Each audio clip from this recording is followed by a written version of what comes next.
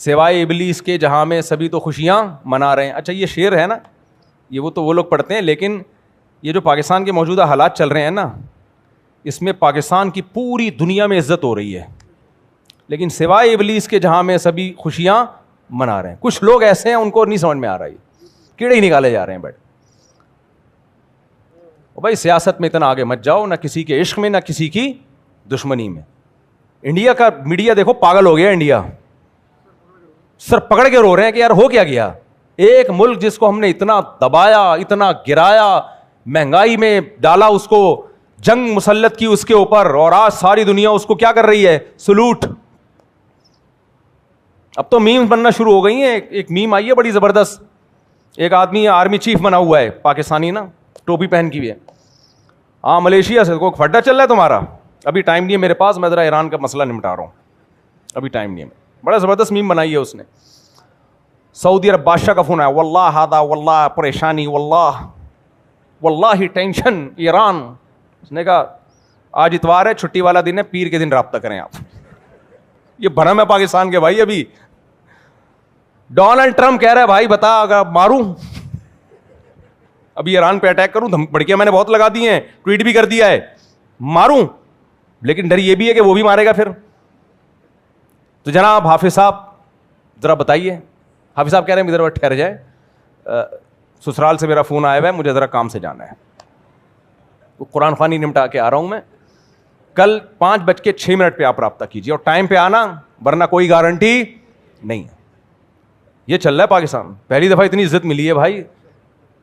سوائے ابلیس کے جہاں میں سبھی تو خوشیاں منا رہے. لیکن کچھ لوگوں کا دماغ خراب ہو گیا ہے, کچھ صحافی ایسے ہیں پاگل ہوئے ہیں, ابے تو ڈونلڈ ٹرمپ اور ان کی پہلے سے ملی بھگت تھی, ابے یہ تو پہلے سے گیم کھیلے ہوئے تھے انہوں نے, بس کر دو یار. انڈیا کو دیکھو کیسا بوکھلا گیا ہے, وہ پاگل ہو گیا انڈیا. یہ جو ہم نے جنگ جیتی ہے ہندوستان سے, پھر اور بھی محاذوں پہ ہم جنگ لڑ رہے ہیں, وہ بھی جیت رہے ہیں الحمدللہ. اور سعودی عرب ہماری طاقت کو دیکھ کے ہم سے اتحاد کر رہا ہے حرمین بچانے کے لیے, اور بہت سارے ملک ہم سے رابطہ کر رہے ہیں. لوگ یہ سارا کریڈٹ دیتے ہیں آرمی چیف کو. میں یہ سمجھتا ہوں کہ یہ ظلم ہے.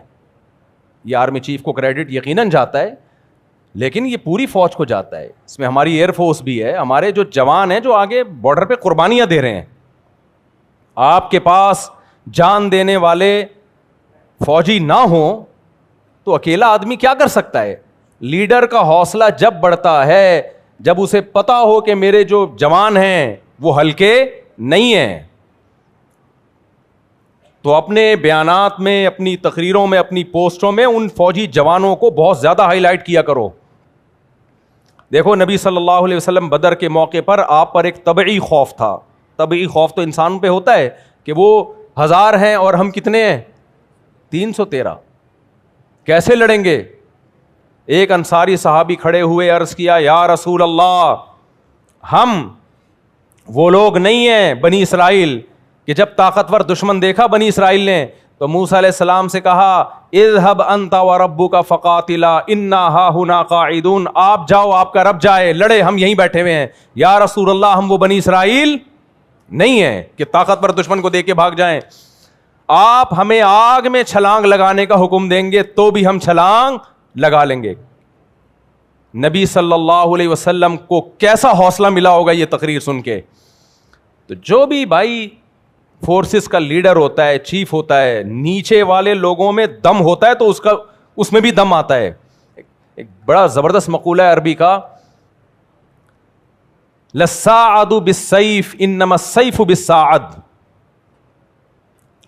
بڑا زبردست مقولہ ہے. کہتے ہیں بازو میں طاقت تلوار سے نہیں آتی ہے.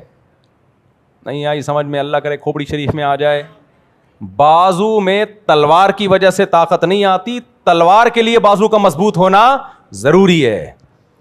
تلوار کسی کام کی نہیں ہے اگر اس کو کسی کمزور ٹی بی کے مریض نے پکڑا ہوا ہے, کسی عورت کے ہاتھ میں ہے, وہ کسی کام کی نہیں ہے. اسے گائے بھی ذبح نہیں ہو سکتی.